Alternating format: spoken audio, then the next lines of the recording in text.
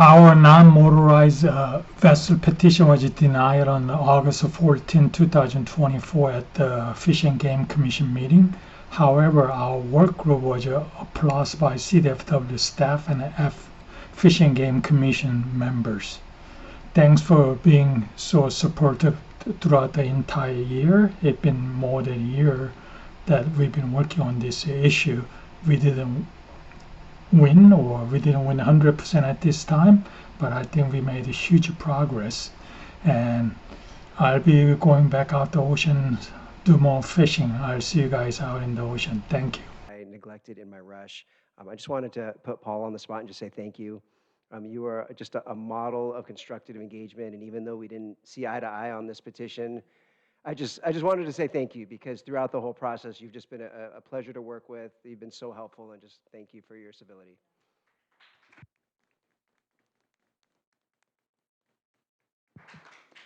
Yeah, thanks for those comments, Craig, and we'll have presentations from speakers on 7A, B, and C. But Sherry, how many people do we have on the line? Or sorry, how many speakers do we have on this on 7A, B, and C all together, online and in the room? I'm sorry, we don't have a total yet. Just a minute. Okay. Well, for now, why don't we get started with Paul Chang? This is the petitioner for petition 2023-11. We're taking action on this today. And as the petitioner, he has 5 minutes. Welcome, Paul. Okay, now it's 5 minutes. Okay. President and members of the commission, thanks for the opportunity to make a presentation on the non-motorized vessel petition. My name is Paul Chang. This petition is written by North Cal kayak anglers and Fresh and Salty petition workgroup members, two of the California's largest kayak angler group, which I'm a member of both. In summary, this Groundfish Regulation petition requires the use of descending devices and non-motorized vessel exception to 50 fathom depth restriction allow us to fish within the 20 fathom line. Before I start, I wanted to express our appreciation for the hard work and dedication of CDFW staff, Director and Dr. Schumann and James Phillips. They've been outstanding working with us, but I know they didn't make a recommendation we favor, but we'll get into that. And the CDFW recommendation, this petition be denied at the time due to the request being largely fulfilled with the recently adopted recreational groundfish regulation and the management and enforcement challenges. I'm going to demonstrate why this statement is not correct. Next slide, please. Our main issues are the month I highlight on yellow on the slide. During these 3 months, kayak anglers are now allowed to rockfish. We request that the non-motorized kayak angler be allowed to be fished within the 20 fathom line during this period. Next slide, please. This graph represents the San Francisco management area. The first bar is the shore anglers and divers. The second bar is the kayak anglers, and third bar is the powerboat angler. As you can see from the first set of bar graph, before 2023, kayak angler used to be a 9-month season. 2024 regulation reduced this to the 6 months, and 2023 emergency closure shut us down only after 1.5 months. Kayak anglers are unduly penalized by 2024 and future regulation. Our petition is seeking 9-month season similar to powerboaters. Next slide, please. We proposed using descender device a year ago at the San Jose meeting, and the CDFW's initial response was that it would be difficult to enforce. However, CDFW adopted this change and is currently enforcing it. Next slide, please. The one-way distance to the 50 fathom line from popular kayak launching spot in Northern California range from 4 to 15 miles. The average kayak traveling speed is approximately 2 miles per hour. The round trip will take 5 to 16 hours. Kayakers typically have a maximum range of 2 to 3 miles. Traveling more than that is very unsafe. And one of the potential enforcement issue brought by the CDFW was the enforcement. Kayak range is 2 miles and potential powerboat range is 20 miles. The area is square of that, 4 square miles versus 400 square miles. And compared to powerboaters, you only need 1% of a resource to cover kayak fishing area. Next slide, please.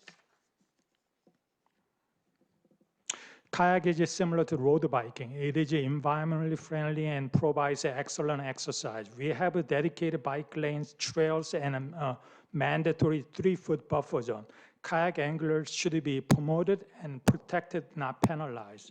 Quillback rockfish primarily resides between 20 to 50 fathom, and opening additional nearshore fishing to kayak angler would minimize quillback encounters. Next slide, please. We need equity for non-motorized vessels to allow fishing. Non-motorized vessels are more accessible to low-income anglers. My first kayak was only $500. Next slide, please. For equity, we need to ask for 10.5 months based on a direct interpolation between the shore anglers and powerboater seasons. However, we are asking only 9 months season as equal access as powerboater. Next slide. In summary, CDF recommends letter stated they already largely fulfill. When we get the 33% reduction on our season, when I get 33% paycheck cut, I'll be very unhappy. So we only got 6 months versus the other group got either 9 months or 12 months season. And enforcement, as I point out, kayak anglers covers very small area, only 1%. That's right. If they can provide resource for that, I don't think it'll be much burden. And find management different sector of kayak fishing method. And we already got divers, which is a much smaller group than kayak angler. That I think we should make a consideration. And if you give us an opportunity, I'm confident that we can work with the CDFW staff to develop a workable solution for kayak angler. As stated in your policy statement, Fish and Game Commission is responsible for making decisions in just, equitable, and inclusive manners. Thank you. Thanks, Paul.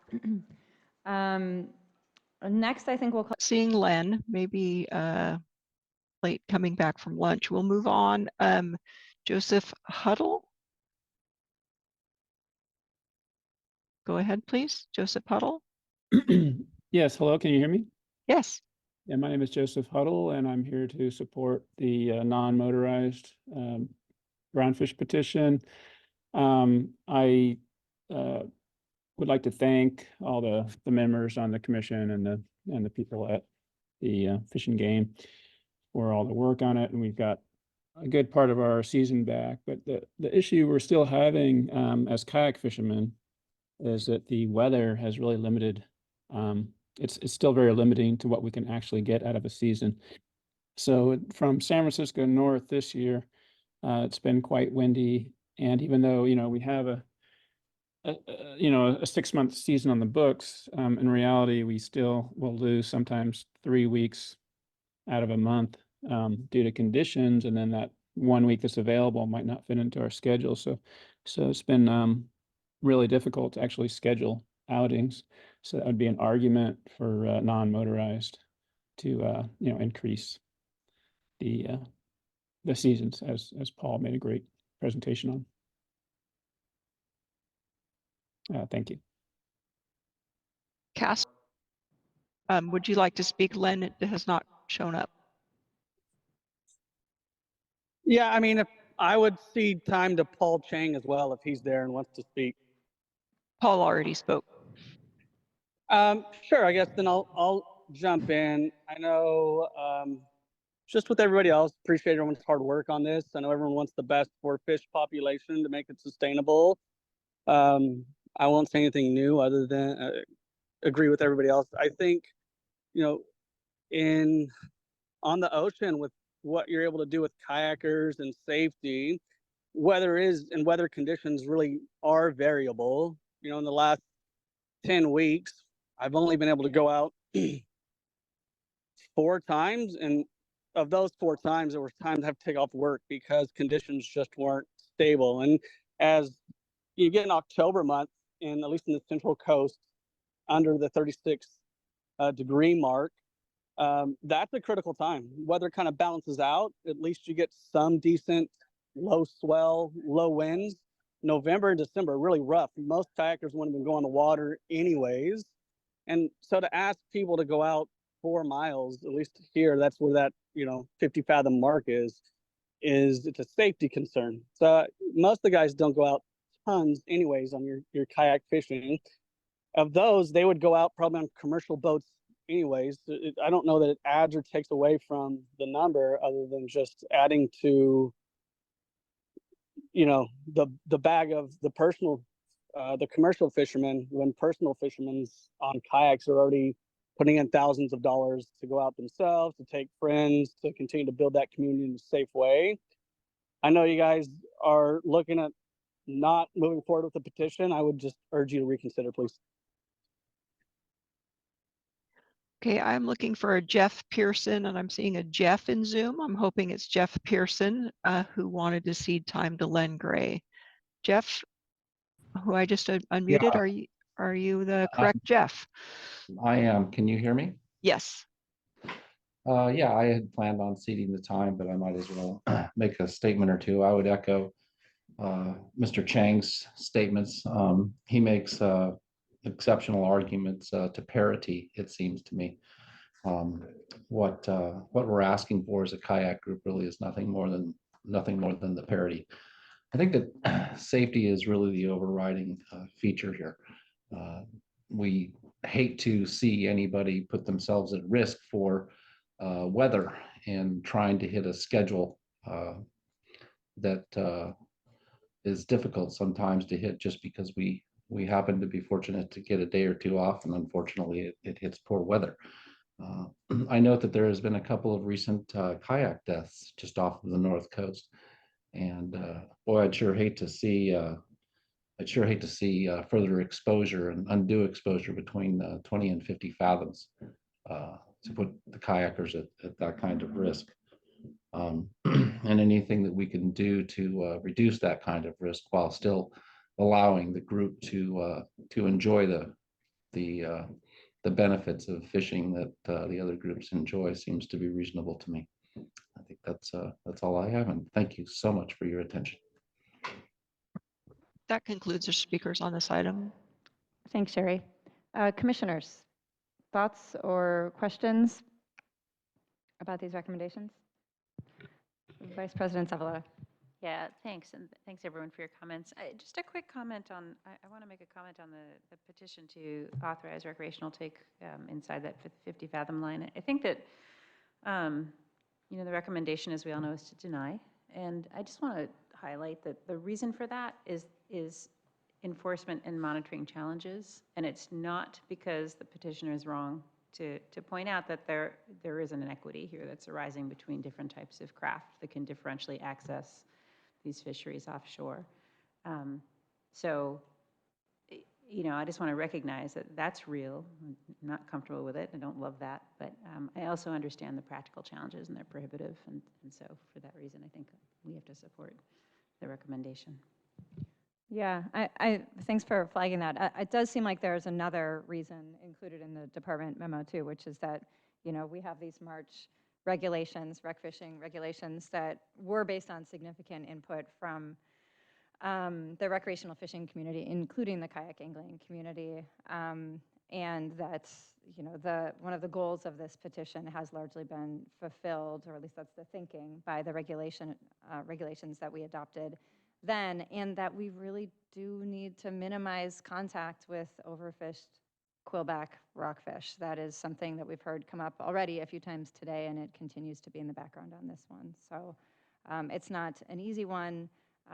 Yes, the enforcement issues of splitting up the boat-based mode into multiple sectors sounds like it'd be really challenging from an enforcement perspective.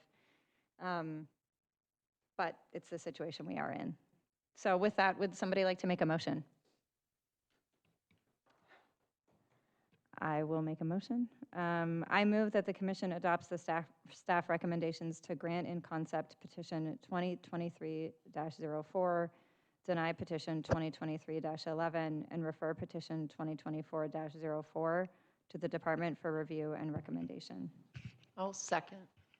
So a motion by President Murray and a second by Commissioner Hostler-Carmison. Sherry, if you could read the roll, please. President Murray, Aye. Commissioner Hostler-Carmison, Aye. Commissioner Anderson, Aye. Commissioner Sklar, Aye. Vice President Zavaleta. Aye. So the motion passes unanimously, which brings us to agenda item number 8. I did have one more update that I neglected in my rush. I just wanted to put Paul on the spot and just say thank you. You are just a model of constructive engagement, and even though we didn't see eye to eye on this petition, I just wanted to say thank you, because throughout the whole process, you've just been a pleasure to work with. You've been so helpful, and just thank you for your civility.